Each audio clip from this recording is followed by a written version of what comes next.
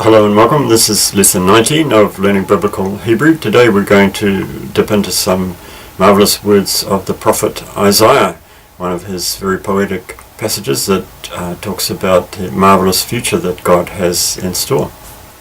And here it is. It comes from Isaiah chapter 56 verse 17. I've called it 56:17a. It's the first part of the verse.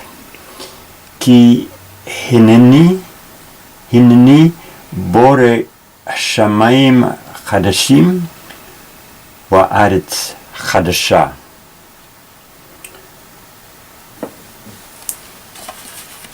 Now,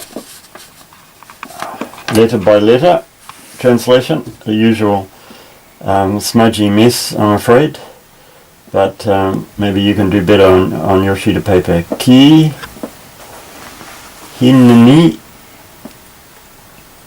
bore shamayim chadashim wa aretz chadasha.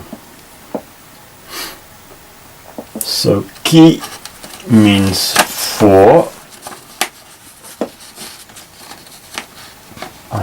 in the sense of an introducing a sentence or a clause. For behold, I creating heavens new and earth new.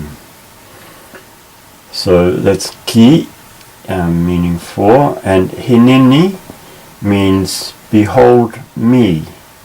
Just the word behold is hine, but this ni on the end means behold me.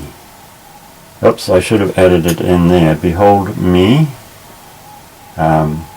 Creating, bore. We had this word create in Genesis 1:1. Here there's a slightly different form of the word with this W letter inserted, and this makes it into a participle.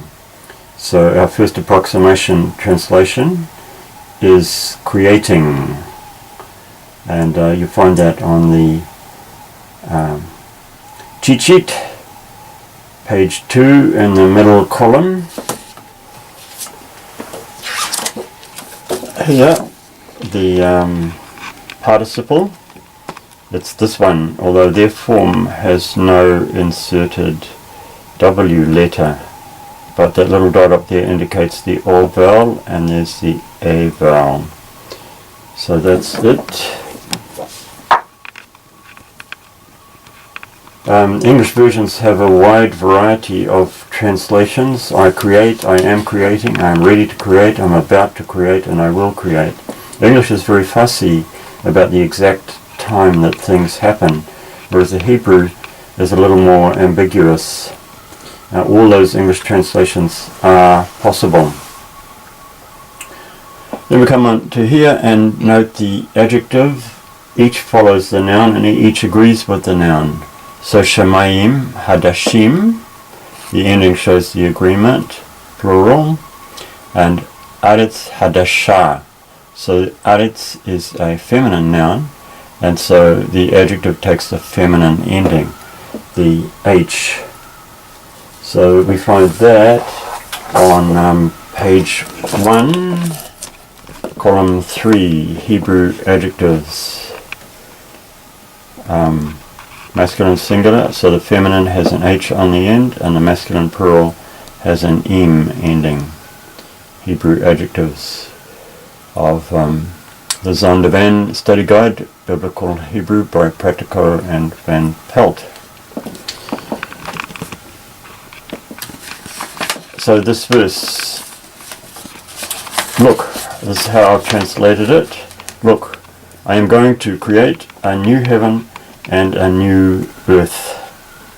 Again, the Hebrew word heavens is always plural, so I've just put it into singular, and I've chosen this tense.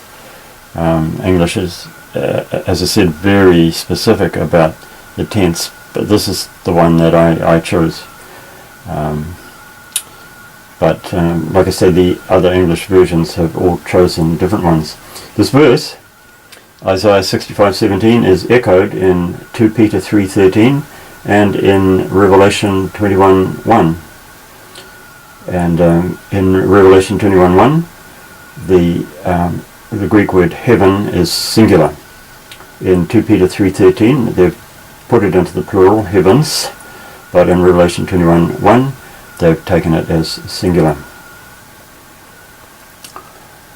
So there we are, an important verse, twice echoed in the New Testament, and part of the wonderful poetry of the prophet Isaiah.